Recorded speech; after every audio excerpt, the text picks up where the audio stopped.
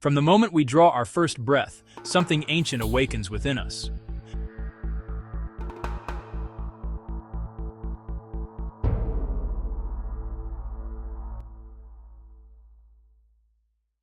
Long before we speak our first word, before we form a memory, there is a quiet center inside us, what I have called the self.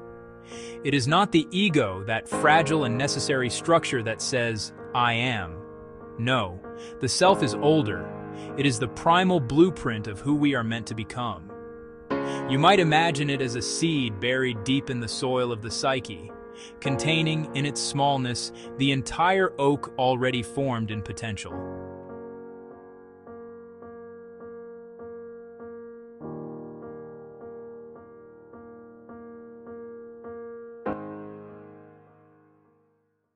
One, the birth of the ego. I emerges from the unconscious. In early life, we do not yet distinguish between inner and outer. The world, the mother's face, the warm breast, the cry for comfort, all feel as if they are extensions of ourselves. But gradually, the child begins to sense a boundary. I am here, and the world is there. This is the birth of the ego, the small center of consciousness. It is necessary, for without an ego, we cannot navigate life. But it is only the first step. 2. The ego's quest. Identity, persona, adaptation. As we grow, we put on what I have called the persona, the mask we wear to adapt to society.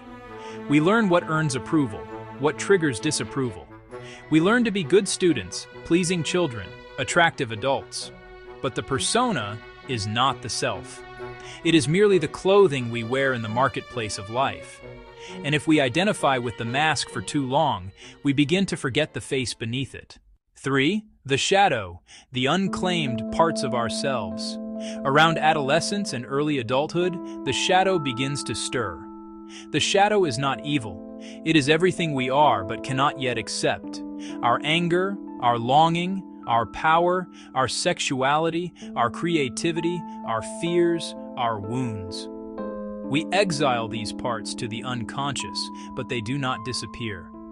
They wait for acknowledgement, often calling out through dreams, symptoms, or emotional turmoil. To meet the shadow is to begin the journey inward. 4. The encounter with the deep unconscious, symbols and archetypes.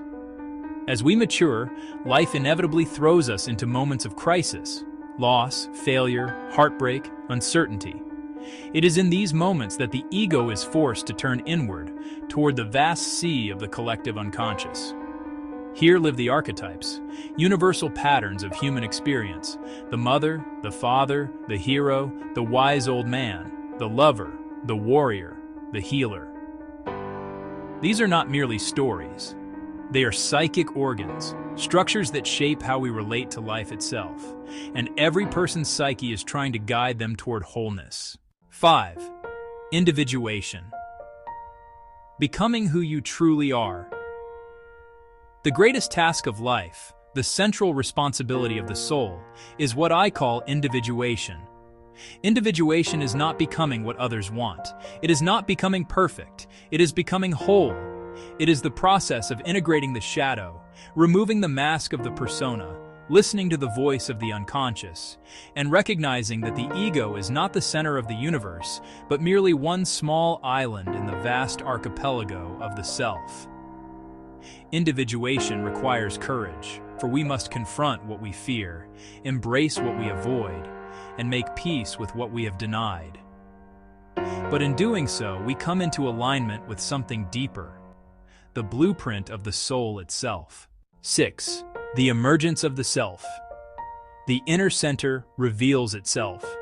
When the ego loosens its grip, when the persona softens, when the shadow is integrated, and the unconscious is given a voice, something remarkable occurs. The self reveals itself.